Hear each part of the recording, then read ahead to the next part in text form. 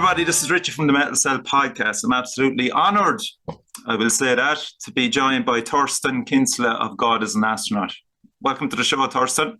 Pleasure to be here. Thanks for having me on. Yeah, and we've a first as well. We've Pat here from the Smashing Skull Sessions joining us as well as co-host. Welcome, Pat. Good to be here. Thanks, lads. Great to see you, Torsten. Nice to catch up. Yeah, so congratulations, man. First of all, the beginning of the end, 20 years. Who would have thought, huh? Yeah, I suppose when we started, we never would have imagined that we'd be there 20 years later, especially doing instrumental music with a very niche audience. But delighted to be here and delighted to be that people still come to our shows and just to be able to continue to play music. It's for me, I'm very, very happy, and we hope that maybe we can continue for a little bit longer. Anyway, we're hoping to put at least another 2 albums out anyway, so that's kind of the aim, and we'll see what happens with that. Are you thinking that far ahead, Torsten? 2 albums? Are you that? Yeah, I kind of. Are you that unsure of what's happening afterwards? Is that why you're doing that, or what?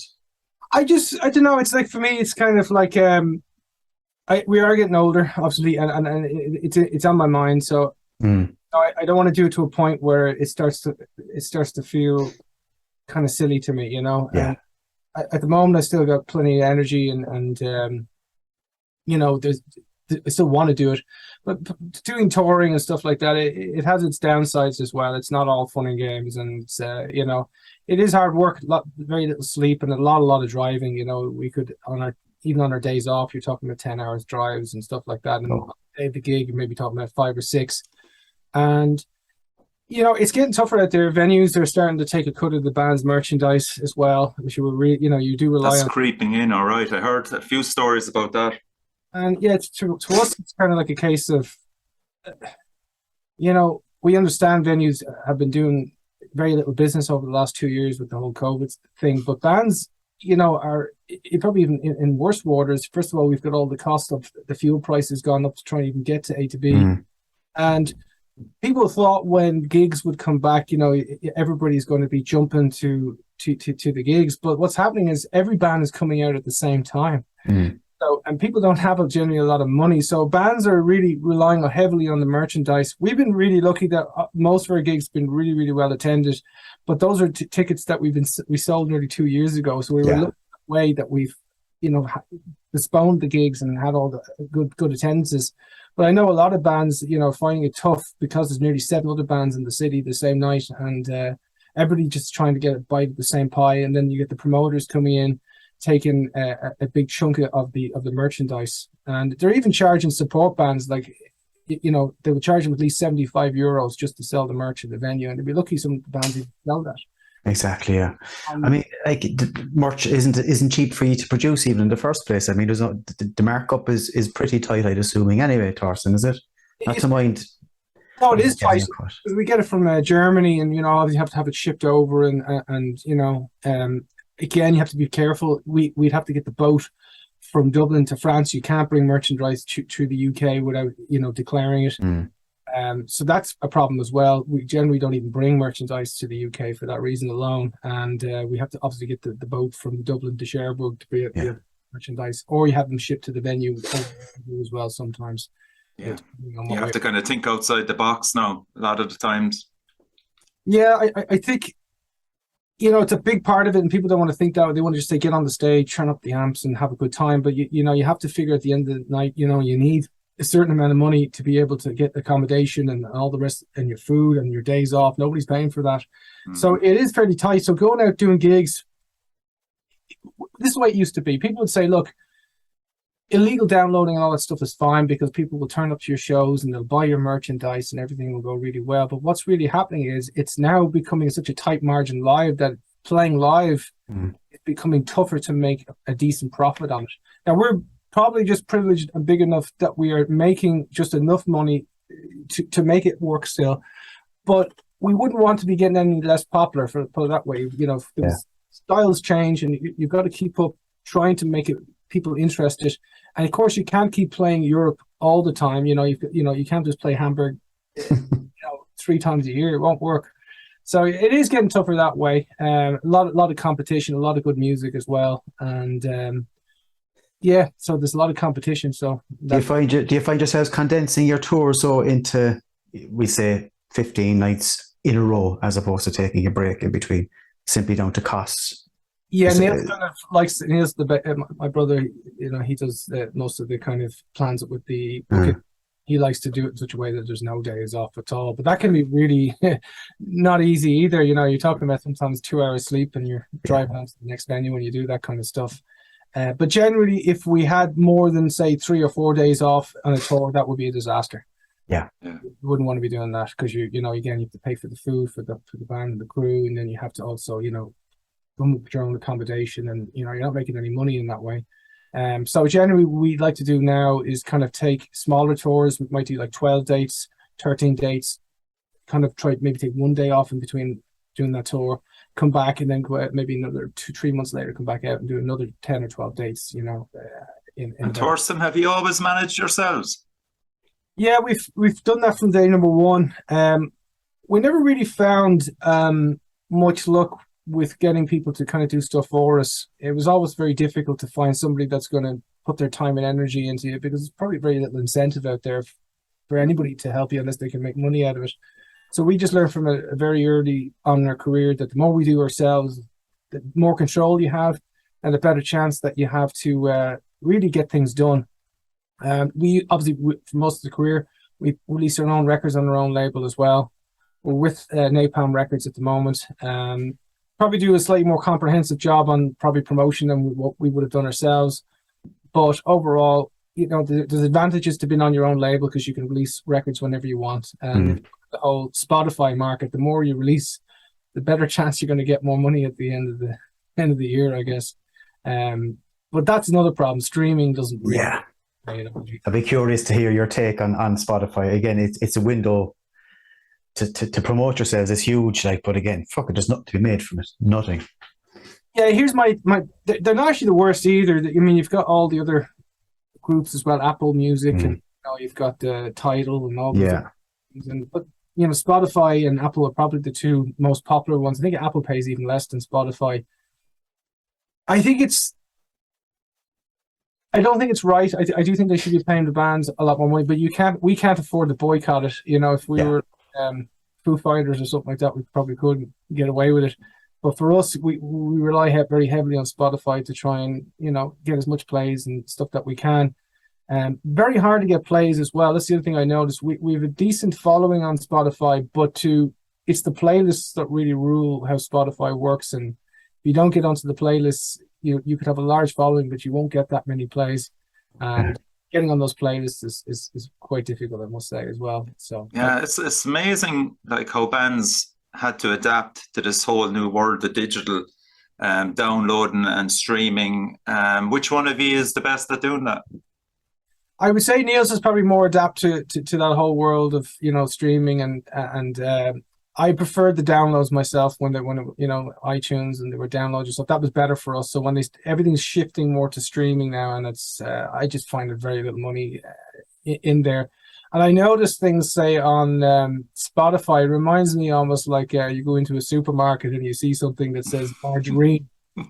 That'll sell. But if your product has a mix of margarine and butter and milk, they don't know where to place it. So I find, for example, you have a group that just does ambient music. Very easy to get a playlist. But problem is, if you have ambient stuff and then you got some heavy stuff, they don't know where to place your stuff, So I find Spotify not very good for people who'd like to make diverse albums, put it that way. It's a product.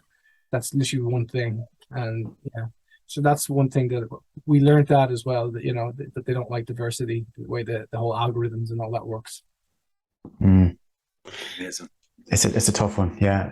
Again, it's sort of, as I mentioned before to some other lads, it's a necessary evil in the sense that you do have to have it. Probably you have to be involved in Spotify, but there's not much more to be gained from it financially, or you're well off because of it. It's another platform basically to get your name out there, isn't it?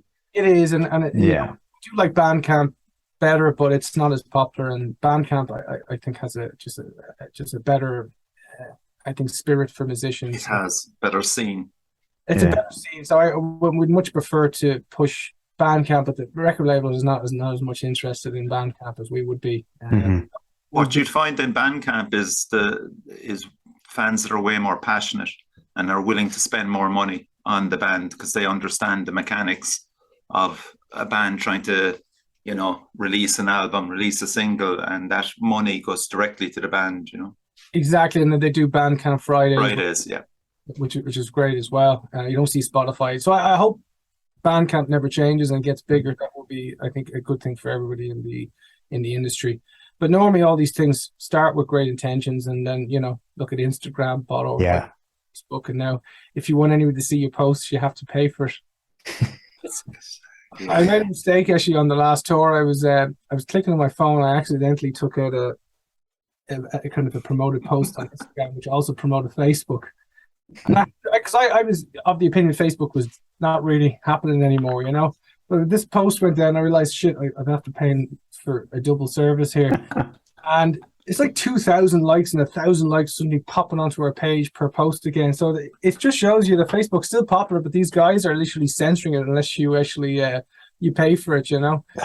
Yeah. So, and it did help, I must say, though. You know, people did turn up in different gigs that didn't know we were even playing and stuff like that. So it's probably worth it. But I think, again, it's just another way of milking money out of the poor musicians to try and let people know you've built up your fan base, but now you actually have to pay to inform them. Like, you know, it's, you know, on Facebook they said, like, first of all you have to like the page and you have to follow the page, and then you know, it's like, come on, guys. Can I get your head around as well about your popularity in, we'll say, Eastern Europe and beyond, but in Ireland it's still, I'd imagine you would prefer to have a huge popularity in Ireland as well, but like, for some reason is it just because of the genre music that you're being classed in, or what do you think yourself now after like how many years now playing? It's hard to Ireland? know. You know, there's a couple of factors probably at play there. I would say, put it this way, like, I have to name the countries first of all that will probably do bigger numbers than Ireland, you know, and Italy would probably be one that we would do really, really good numbers in.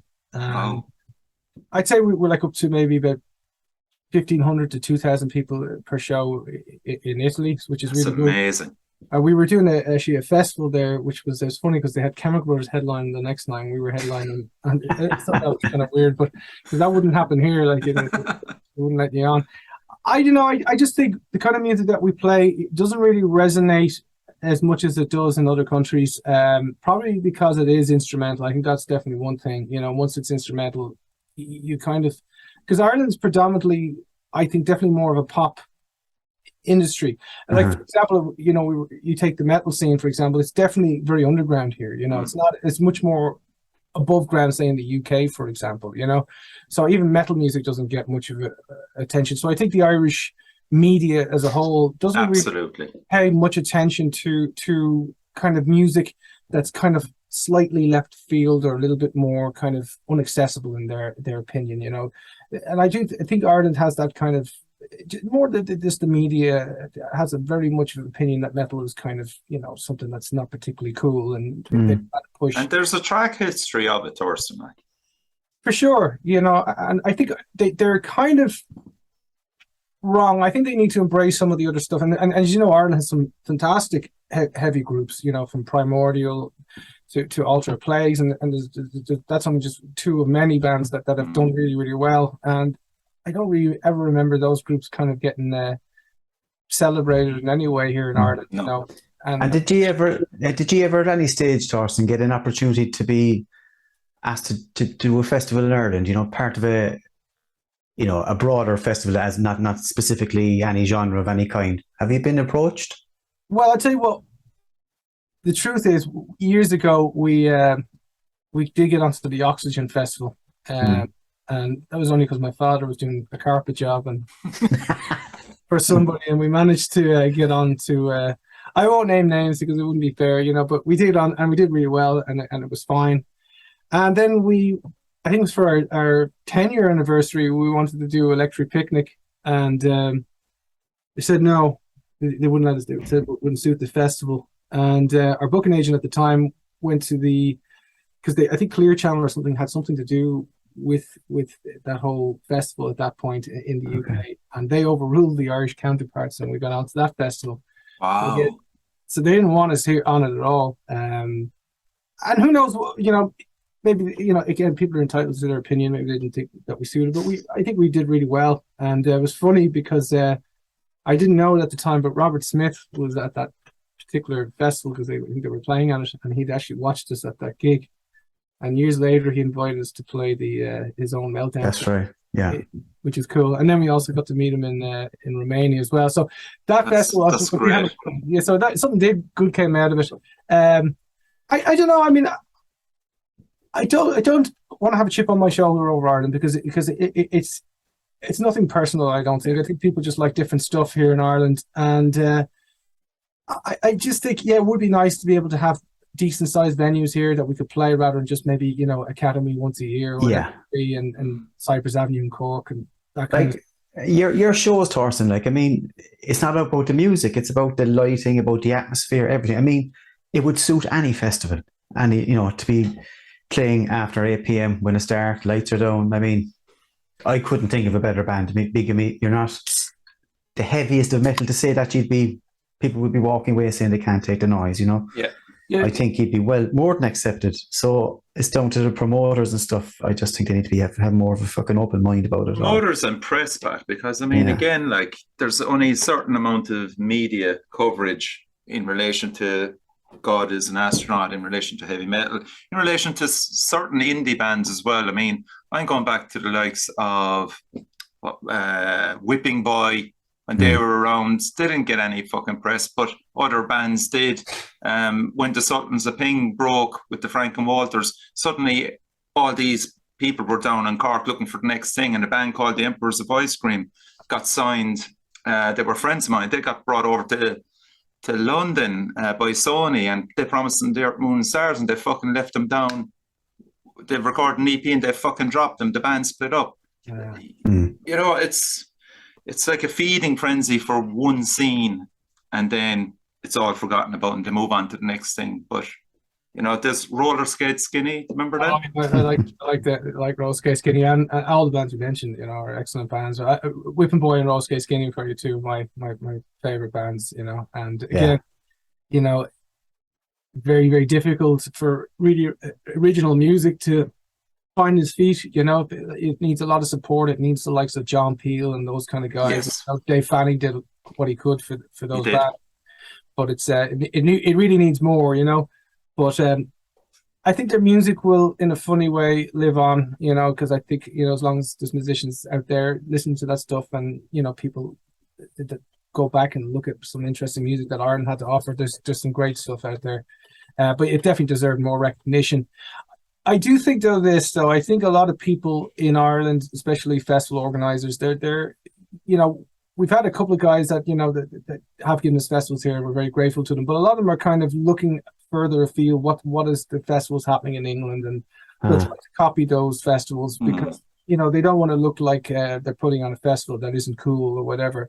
So they're kind of a little bit worried as well. I think that's why they're not taking as much risks. When we played in France, for example, at the Motor Culture Festival, there's a lot of French bands there. A lot of them, and I think that's great because they're pushing the local scene, and there's an audience really wants to see that music as well. And I think Ireland should push a little bit more of their own acts in general, whether it be metal or even just indie acts. I think it deserves a little bit more of a push from the industry as a whole.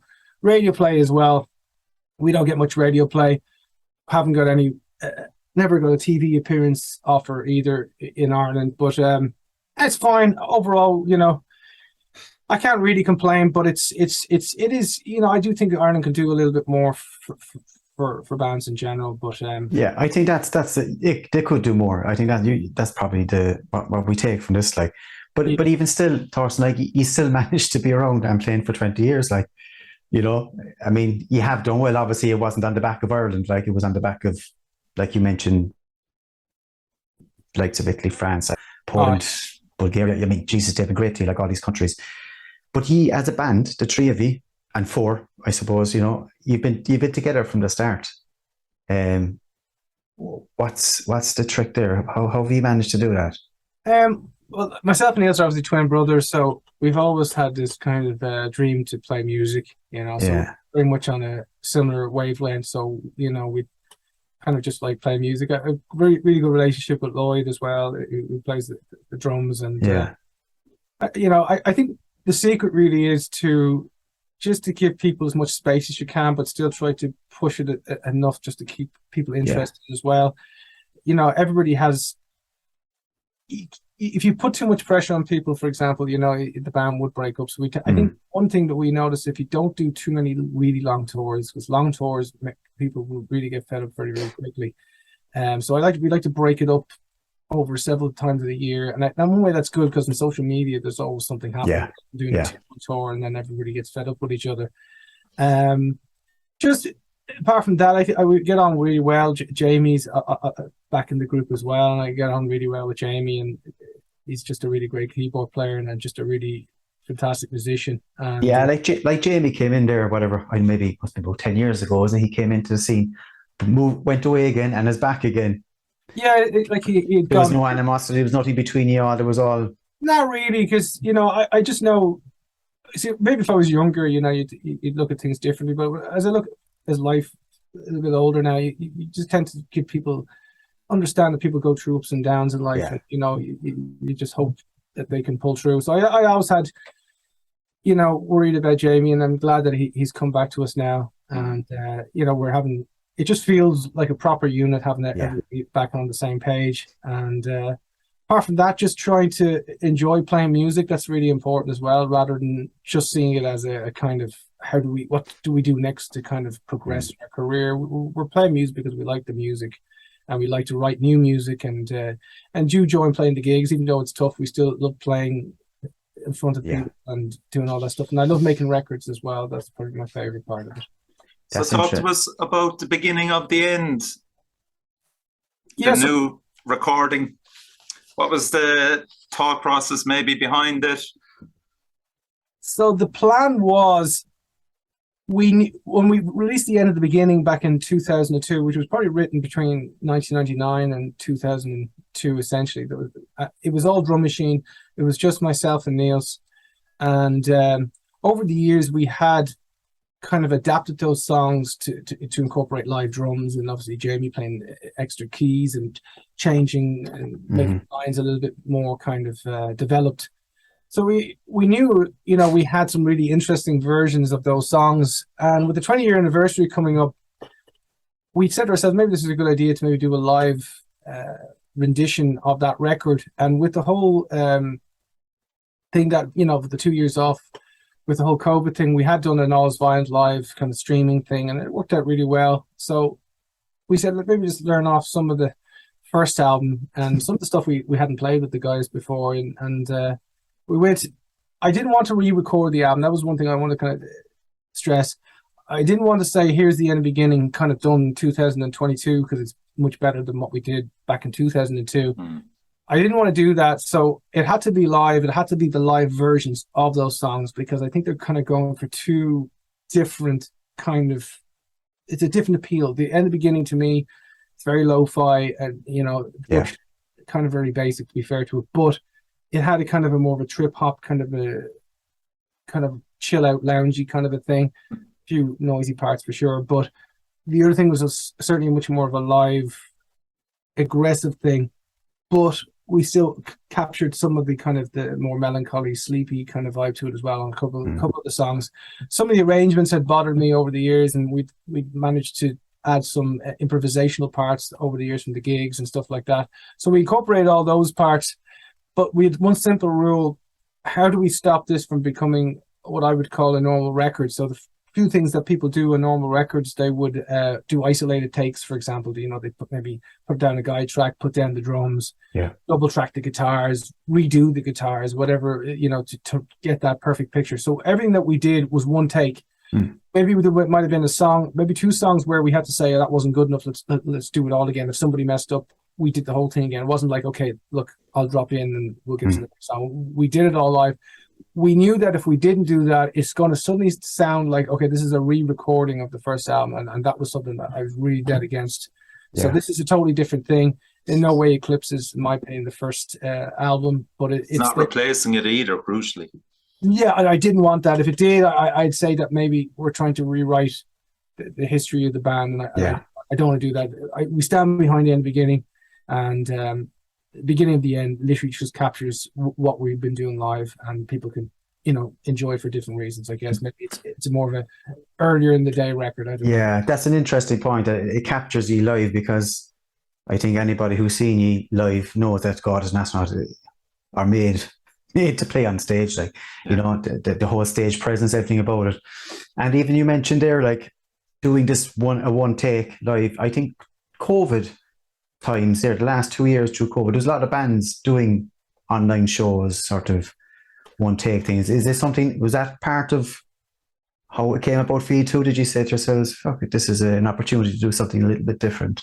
It kind of started a couple of things. I remember I was thinking to myself, this is the first time now where we don't have a gig in 2 months' time, or, a tour to get ready or something. All we have to do now is kind of keep ourselves busy somehow, some way. And the first thing I did was we were using kind of like Axe Effects, which are kind of like digital kind of guitar processors. So I said to myself, what would happen if I dusted the old amplifiers out? And that was kind of started this chain reaction of like, I get a lot of kind of guitar pedals, and it was kind of busy all the week trying to sit in all these different sounds, and suddenly we're saying that could be really interesting, maybe just record the Ghost Tapes album with it. And we then progressed further, and because we had actually a few All Is Violent shows with Ghost Tapes kind of combined with That's right, we saw that, yeah. So we were playing that as well in the studio. We were rehearsing it like crazy, before that. So we kind of had built a kind of a sound around the amplifier and the pedals, and we haven't looked back since. We got rid of all the Axe Effects and kept it a little bit louder than what it would have been, but more enjoyable. So I just we got things done like that we wouldn't have had time to do otherwise. And then we learnt off all our songs at a boredom, really. We'd kind of gone back. Because normally what you do is you take like 3 songs. Okay, you have to play these 3 because people are going to want to play, but you drop the rest of them. So this, at one point, I think we had like 65 songs just completely rehearsed with gig fit, because we did a whole Far From Refuge was an album that we didn't really play that often, but we recorded in the Opium Room sessions as well. And it's just really had a great time, for kind of forgetting about the new stuff and just kind of concentrating on what we had. But the end of the beginning was really interesting, because to get that right, we had to rehearse that for about a month and a half before going in. So you can imagine it was like back to the beginning, like this is all we have. This is our only identity. It felt exactly the way it was back then. It was like, this is all we have. We have 10 songs and we better be able to play them live or we won't have enough to do a gig. It was kind of back to that whole thing and modifying and trying to get everything to work as well as we could.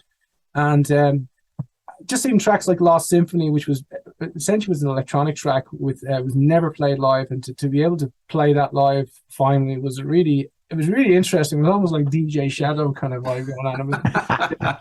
You're kind of playing like heavy kind of post rock stuff and instrumental rock stuff and progressive rock stuff, and next thing you're trying to interpret this dance song in a way. I really had a great time with that, learning that. And I was very happy with the recording. We had a grant and which really helped a lot financially. We went into Women Lane Recording Studio. Oh, wow, you got a grant. Wow.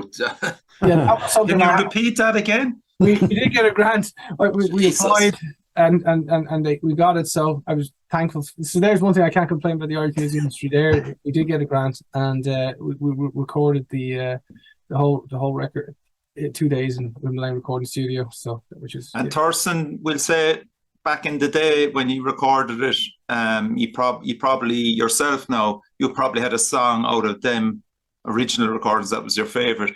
Now with the re-recorded versions, has that changed? Is there one song in particular now with the re-recorded version that you particularly love? I remember in the beginning, at the very start, was probably my favorite because it had this kind of distorted synthesizer and a grainy drum loop, and it had a kind of an interesting kind of vibe to it. Just Beyond was one of my favorites, but it's probably my favorite now with all the improvisational parts that added to the song. One song I was actually unhappy with was Coda. It was just very annoying and repetitive back then, so I actually much prefer it now. It's got a little bit more to the melody. There's a little bit of kind of countering and a variation in the melody, which I much prefer. But some of that stuff was very hard, because you can imagine Niels used to take parts of the records and then reverse it in the computer. I started having to try and learn that live. I said, how do I learn off a reverse guitar line? But I managed to do a rendition of it. And it was, yeah, that was a bit of a challenge, I must say. But I could play songs even like Twilight, because that took me back to playing. The last time I think we had played that was at the Castlemore Festival in Ireland years and years ago. Jesus. So to be playing that again, like, it was kind of interesting. But yeah, I was really happy how it turned out. So And what's the feedback so far, Torsten? Because you're actually in the middle of the tour, aren't you, at the moment? it's really, really, really positive. Anybody that's heard it really, really likes it. Reviews have been probably more higher than anything that we've put out in a long time. Yeah. I think some people haven't probably paid as much attention to it because it is just not new material, and so I think it's kind of, anybody that's heard has really liked it. But yeah, I would be lying if I said it got more of a reaction than Ghost Tapes. It didn't. The Ghost Tapes, more people were interested in hearing what music we're like. Okay. And what about All Is Violent, All Is Bright? Because you only recently did that in full.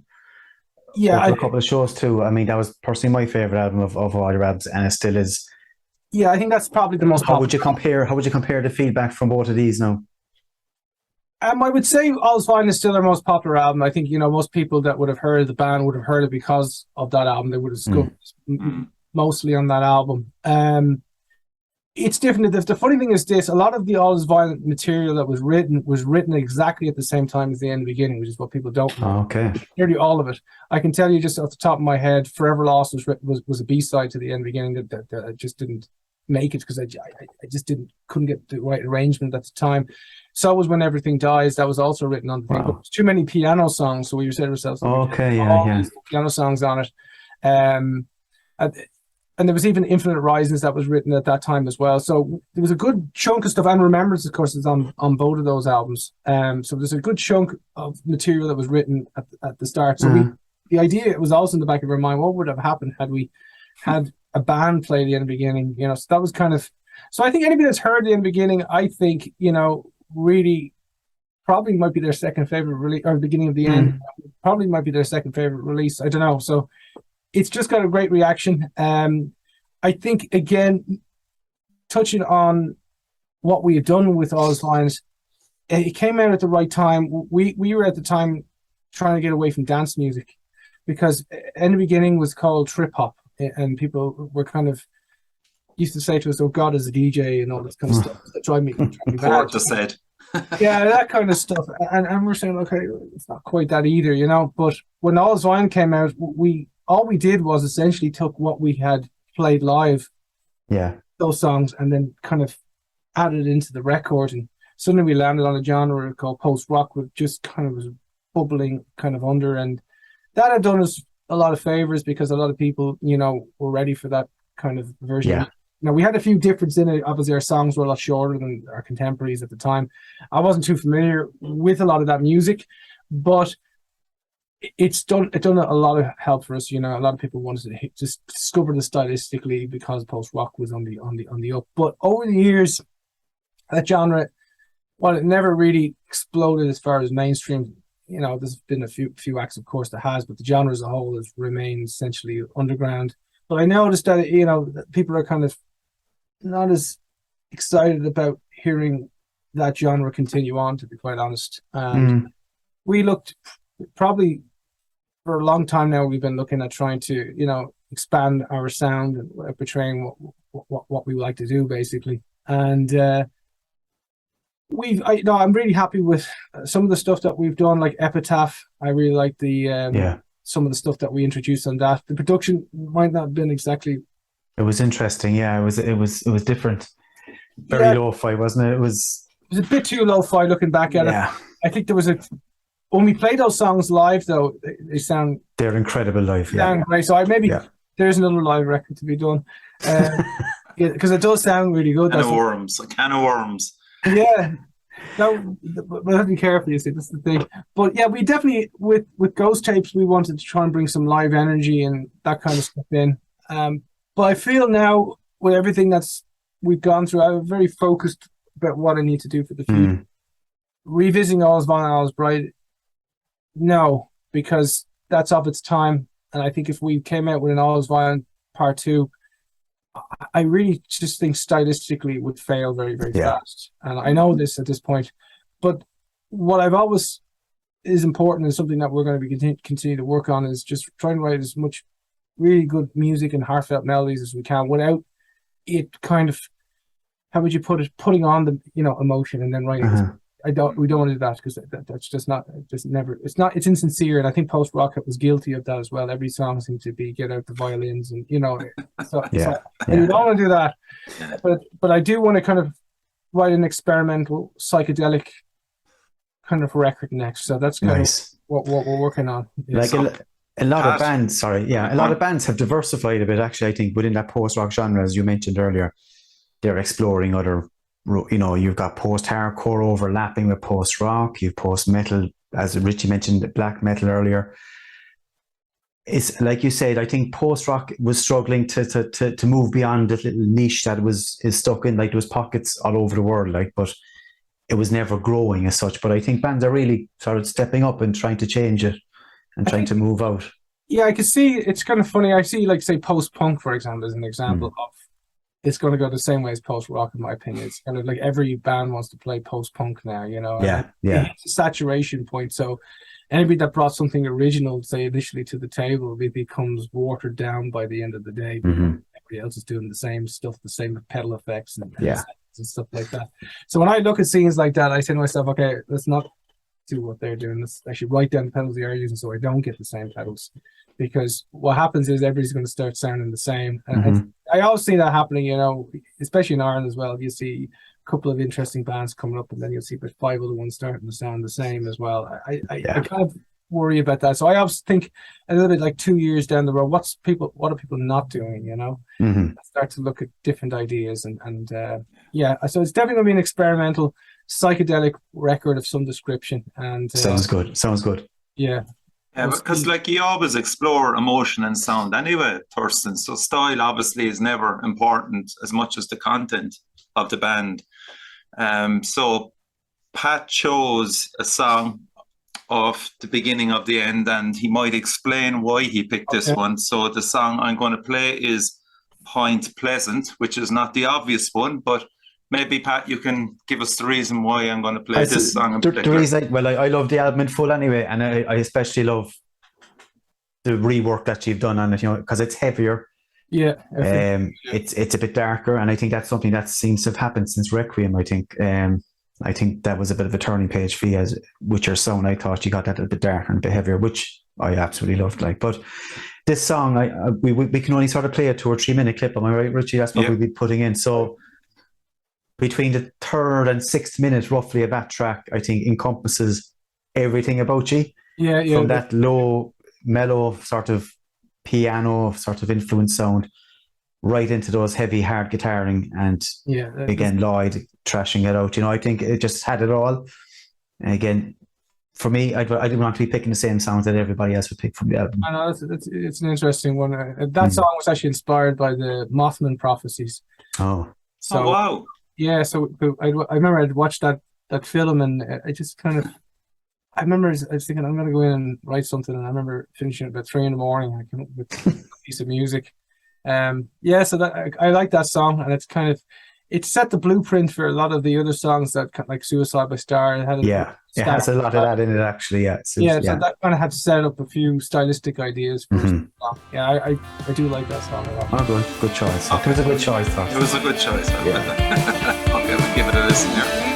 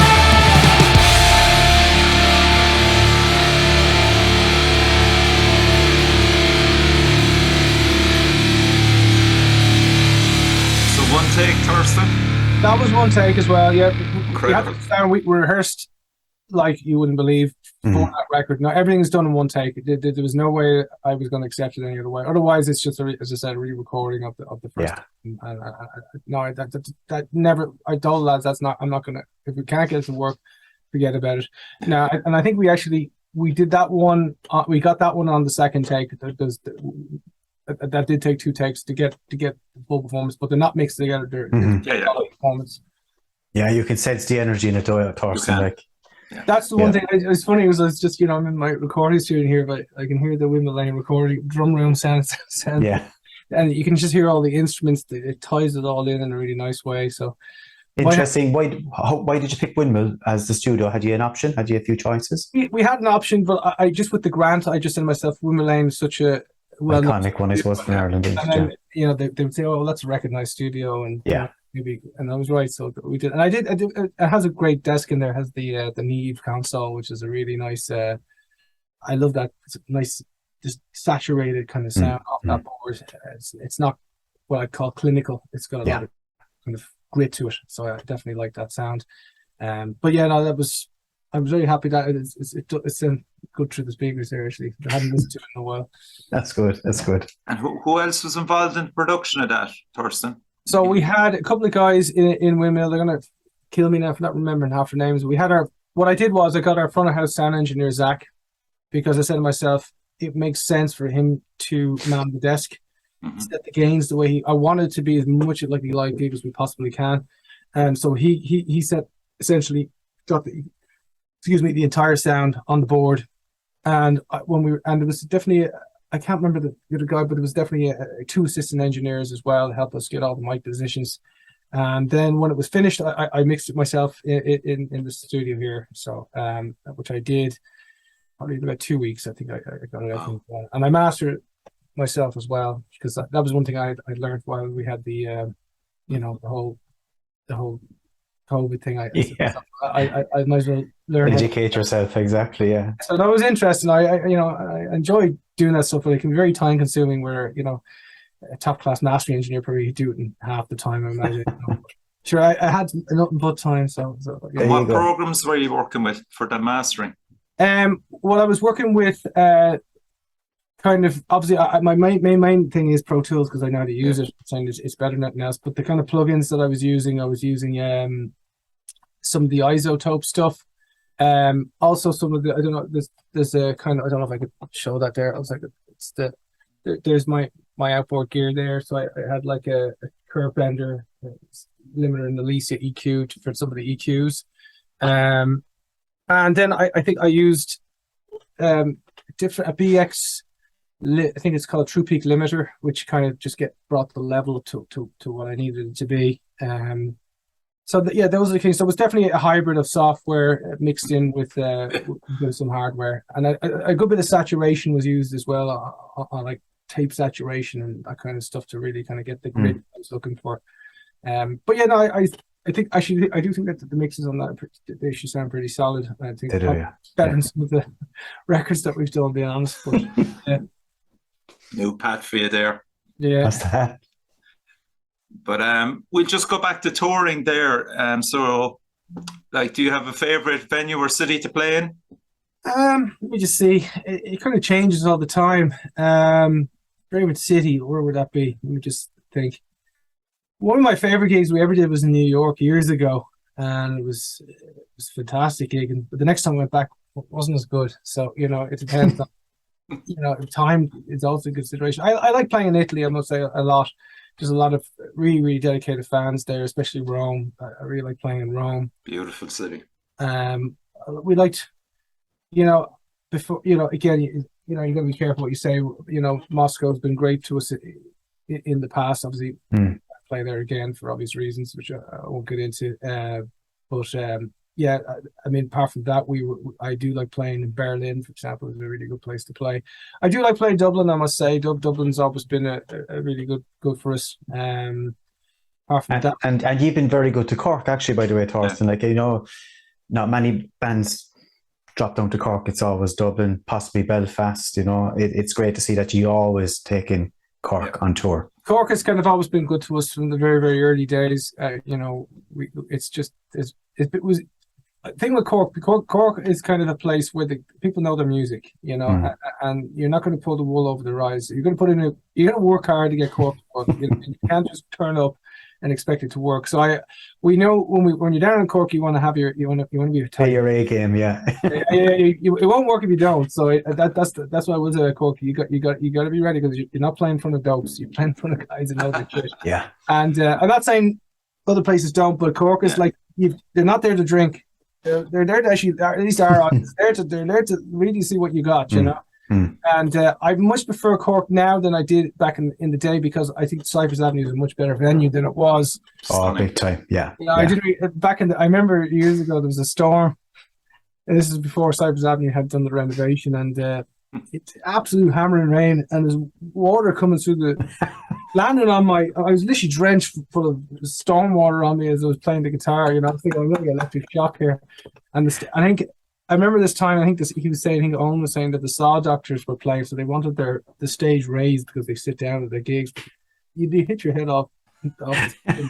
If you're over 6 foot, you're going to struggle in the old Cypress Avenue. Like I remember seeing I used to Harris playing like this for the whole hour, Yeah, so I didn't enjoy it, but now I love Cypress Avenue. I think it's actually a really good venue. I'd be happy to play a venue like that anywhere. It's as good the way Cypress Avenue is now. So I'm really looking forward to getting back to Cypress Avenue. I think it's going to be a fantastic gig. And as I said, we always have fond memories in Cork. Have been one of just the most loyal audience that they've always turned to our shows. And do you find good turnouts in Ireland, Torsten? Because just talk about promotion for a second. Like, I mean, I went to see a band there, The Ocean, only a few weeks ago, and you know them yourself, Torsten. Such a big band, a big post-metal band with a huge following. And like yourselves, they tour the world, they tour Europe. And the turnout wasn't great, for a band with such talent, basically. Like, and I'm wondering, like, do you find it's a problem promoting in Ireland? It can be difficult. You see, for example, like if The Ocean is playing in, like, I don't know, say Rome, for example, you've got a huge population of people, and it'd be much easier for them to pull a few hundred people there than it would be in Cork, because the population is a lot lower. And I find bands that are kind of relatively well known like that generally will do better in the bigger cities, because the population is in favor. But if you're playing in Cork, for example, it's like playing a remote part of Luxembourg, for example, unless you've done a lot of work in that area. Do you know what I mean? So I think Cork is a place where a lot of people will work with, they want to hear, other people talking about it. They're not going to just read the internet. They're going to talk amongst each other, and there's a scene all in itself down there. And I think The Ocean and bands like that will work predominantly on what the internet is talking about, which works, I think, in the bigger cities. It doesn't cover all grounds. That's kind of my opinion on that. But saying that, promotion is very, very tough, because how do you I'm sure there was people who probably realised 2 weeks later that their favourite band was playing in Cork and they weren't there. It has happened before to me many times. Yeah. Spot on. So how do you get the right amount of publicity? Reality, if you were to do the dream promotion as an example for that band, you would have had, for example, an interview with 2FM, and you would have had like the hot press and talking about this band, more posters, more presence and stuff like that. And they probably would have done, at least an extra 100 people, for example, at the gig. But I think also the Cork kind of gets the short end of the stick as well, because, say, for example, a band like The Ocean, they could play, we'll say Cork on a Wednesday night, for example, where there wouldn't be anybody out. We'll say Limerick on a Thursday night, Dublin Friday, Belfast Saturday, gone then Sunday. That's true everywhere. I think if you were playing on a Friday or Saturday night, for example, you will generally pull more people, no matter where you are. But again, you're right, in a place where they're playing for the first time, someone like a Friday night or a Saturday night would have been a fantastic way of doing that. But again, they're going to kind of go with the important ones, because Dublin, is the bigger city, and they probably would want to make sure that lands at least on the weekend. I still think Cork is very important. I personally, would always prefer to play Cork on a Saturday night or something like that, because it generally have much better turnouts. But we're lucky enough because we can then just break up the tour and go down there one weekend and do Dublin the next weekend or whatever. But apart from that, I do think it might have been an idea. If they have a big setup though, the guys as well. Good gig with the two was playing as well. I think people would have turned up and enjoyed the gig down there. We played with them in Italy years ago, and it was a really good night of music. So yeah, that's an interesting one too. Do bands ever sort of talk to each other and say, "Come here, look, I see you're touring Ireland. Do you want us to join up with you? Would you like to hook up?" Or a little bit, not as often as you might think. Like we had that band in Sweden, I think next year, and we had this band EF just. Oh, brilliant! Well, they reached out to us there, and more than happy to share the stage. We'll play with anybody. That's the first thing I'll say. We the better the band, the better it is for everybody. I think it's better night of music for everybody. And if we can get a really good act on with us, I think it's a better night for music, because that's really what people need to worry about. It's the overall effect that people enjoy going out to that gig and stuff like that. And I think that's important. So a decent night of music is always going to do better than having any old support act on, and then you've it all to do yourself to try and make it worth their while to come out. So I prefer playing with decent groups. It's definitely more pleasurable for everybody, I think. So as we'll say maybe an Irish band here that are watching this, you're approachable for maybe a support act. Oh yeah, we have always approached, and we've got a couple of Irish acts on for these gigs as well, but we're always approachable. As we don't do an awful lot of shows in Ireland, but we will always put on an Irish act, and whatever suits. There's so many good music in Ireland at the moment. It's hard to, if we did more gigs, we'd be able to, I suppose, do more support slots and. Gotcha. That's to your credit. Now, Pat always ends the interview with 3 questions. So we're going to move into this. Yeah, this wasn't mentioned to you, I don't think, Torsten. I know that I send these on to you. I probably didn't. No, I'll play by ear, see how I go. Yeah, it's just 3 session questions I always ask on the Smashing Skulls at the end of the show. Just a bit of fun, just something a bit lighthearted, really. All right. First question, if you could do a cover version, Torsten, of any track from any genre and any time. God, that's it. Is there anything you've ever considered? Have you ever chatted about it? Cover versions? Yeah, I've never actually considered it. I'm just thinking off the top of my head now, Or a track of your own interpretation on a track, even. It doesn't have to be a cover as such. Like. I just think about it. I'd have to think now. I have to nearly go back into my phone here and look at some. Give me a Would he have to sing on it, Pat? Actually, that's an interesting one you mentioned, because I have to look at this now. This is tricky. I'll have to just kind of see what I could come up with here. Are you influenced by any other sort of music, like 80s, 90s? I'd probably try a Whipping Boy song if I had to name something. Class. Anything from Heartworm would be outstanding. Yeah, I mean, we've played Twinkle before. Really? Ergo years ago. It's like we played that. Oh, nice. I don't think with the other one. I think there was something from Submarine that worked really well as well. So yeah. Definitely Twinkle comes to mind. I mean, definitely that'll do us nicely. That's Torsten. more than credible. Happy with that. Happy with that. And if you haven't ever heard of Whipping Boy, for those that are watching not from Ireland, please check them out. Fantastic album. Yeah, absolutely. That's Heartworm is the album to go to first. And just blown away by them. Second question, Torsten. What band, past or present, would you like to have played or play on stage with? Jesus, so many, obviously just even sticking it to the Irish bands. I would have loved to play with that band Stum, who were just, I don't know if anybody remembers them from Derry. What an amazing live band. Stump or Stum? Stum. Okay.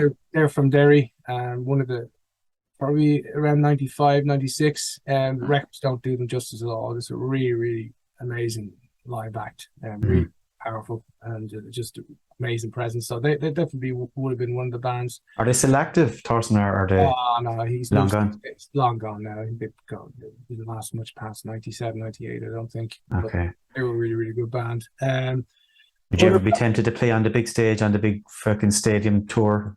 Get on stage and play with somebody? Yeah, well, I wouldn't say no. I mean, I don't like stadium rock music in general, though. You know, Yeah. I don't like that platform. I find a lot of great acts kind of it ruin their just ruin their flavor. Yeah, it just dilutes everything. I think that big open space. I'm Yeah, sure, like, if Robert Smith offered you the chance to come on stage with The Cure. Oh, I do that. Yeah, I mean, Robert Smith is obviously, you know, and I'm not just saying it because you know that I met the guy, but he's probably one of the most nicest people you'll ever meet, and just a true fan of music. hmm I mean, he stood there literally for the entire set watching us play. yeah, I was too scared to even look around to see was he there at the end of it, you know, but he was. He was literally still there watching our whole entire set. And then he did the same thing for the editors as well. He just sat there, we was watching that band for the entire set.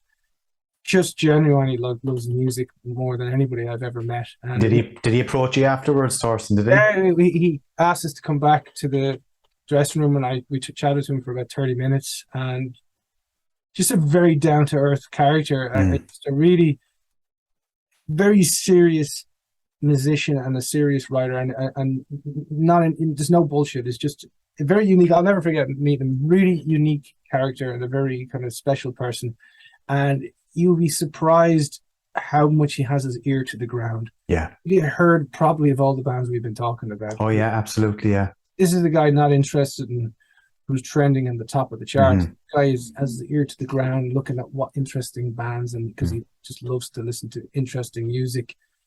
He loves talking about lyrics and words and all different stuff. I found him really, obviously, that would be a dream guy to collaborate with, you know, and to play on the same stage with him in The Cure. Yeah, I wouldn't say no to that. That's I'd say no. You know. Third question, so we'll wrap up with what were you listening to today? Have you listened to an album today? How's the last thing to go through those ears? The last thing to go through my ears was probably, bar our own music, was we're working on the follow up to Butterfly Explosions album. Oh yeah, they're coming out with a new album, and I was working on that Thursday night there, and that's probably going to come out next year. So that's. Jeez, yeah, I remember them supporting you years ago, actually back in Cork. Yeah, this is. I think people are going to be surprised how good this sounds. So this hopefully, and Gaz obviously plays with us now and then as well in our band, and has over the years. But yeah, I was listening to that. Apart from that, what was I listening to outside of work? I just have to look at my phone again. This is where Spotify actually does benefit you. Yeah, so that's true. I was listening to some Fugazi. My man. I was listening to what else do I have here? I was listening to Killing Joke. Nice. Listening to Tomahawk. Wow. Very varied altogether, Torsten. Brilliant. Yeah. I listened to... don't ruin it now, because so far you've just knocked it out of the park. Don't ruin it. Oh, there's two more things I've been listening to. I didn't have a full list. I listened to Holy Fawn's new record. Savage, yeah. We met them over in the States, and I think he's got something special, and I think I really enjoyed my first listen on it. And I downloaded Gilliband's latest stuff that there's 3 singles, so I listened to that as well, and I thought that was quite good as well. So yeah, that's essentially all I've been listening to. Surprised you even get time to. Surprised you even find the time to listen to music. Obviously, on the tour, I had at the time because we were just sitting in the van. When I get home, generally I try to save my ears as much as possible and just do it. Yeah, that was really it. Apart from that, I'm sure there was Jesus Lizard and a few things in there at some point as well. Fuck's sake. It only came up there lately, Jesus Lizard, with another band. That's Sky Pilot, actually, from Belfast. Speak with Jesus Lizard fans. Oh, really? All right. Yeah. Check that out. So, crucially, everybody, God Is An Astronaut are playing in Monroe's on October the 20th in Galway. The 21st, we'll see him ourselves, Pat, in Cypress Avenue in Cork. Looking forward to. Yeah, and the 22nd then is Opium in Dublin. I'm not aware of that venue, Opium in Dublin. It's basically it's beside Whelan's in Dublin, so it's basically used to be called up Wexford Street. So it's on Wexford, literally right beside Whelan's. It's literally next door to it. It's kind of we did actually a kind of a live session in there earlier in the year, and it's a good venue. We played Academy a couple of times, and we just wanted to change the scenery a little bit rather than playing the same venue all the time in Dublin. So hopefully. And just out of curiosity, what's the capacity of that now, Torsten? The likes of Opium? It's a bit smaller academy, so I think it's about 650. Okay. About that kind of thing. So I'd expect it would probably sell out, to be honest. Brilliant. Yeah, tickets are going pretty fast at the moment. So if anybody wants to check us out, that's not waiting for the day of the gig. I'd say buy something ahead of time for that one. Yeah, I can't speak highly enough of you as a band. I mean, I've been following you for close on 10, 15 years myself. Like, and every time you've come to Cork, you've blown me away. Everybody I've brought along who wouldn't be in the scene, not even into rock or metal, have been blown away, and have walked away and have listened to you amongst their own pop music. It's mad. Have bought vinyl, Pat? Oh, fuck it, yeah. I might be short one or two, actually, Torsten. I'll have to see we have a few vinyls. What you have, yeah. We'll see what you have on the day. Yeah, I think just a few. When we're going to be doing it, I don't think all his vinyls is not there, so we're going to be redoing those pretty soon. I have a first press of all his vinyl anyway. We have that, and one. I have the repress, yeah. So I think there's a self-titled to come in anyway, and there's a Helios Erebus vinyl is definitely there as well. And I think we have there's definitely one other one. I think it might be an Age of the Fifth Son one might be there, but nice. We're going to be reprinting a few things. But there's a big, huge delay in getting vinyls done in general. Yeah, it's mad, it's crazy. I've heard that, yeah. But Richie's looking forward to buying a few as well. Make sure you catch him for a few. Pat does this new term called vinyl flexing. Okay, very good. So Torsten, on behalf of myself and Pat, what can we say? Brilliant interview. Thanks a million for taking the time to come on the show, more importantly. And we're glad to have you around for another 20 years if you so choose. I will certainly do our best to at least try to get there for another 10 years if we can do that, much.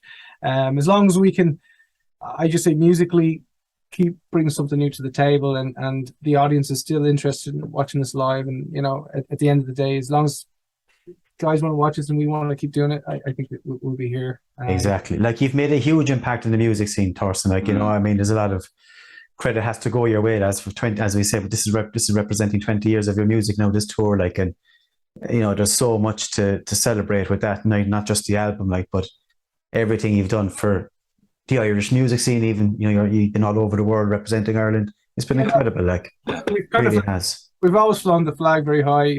We've always been proud to be from Ireland, and we're even when we went over to Belgium, Dome Festival and all that. We're proud to represent Ireland and stuff like that. Be nice to get, as I say, more recognition home in Ireland in general, but I don't think it's going to happen at this point. And we're kind of happy enough, though, at the same time with that. It's just, I just hope they don't. The next couple of bands, that are kind of, especially even as you were saying in the metal industry, do get a bit more recognition here in Ireland, because that genre, even ours, does kind of get ignored quite a lot here in Ireland. I think they need to celebrate a little bit more of the kind of acts that Ireland is producing, not just the typical indie acts and pop acts.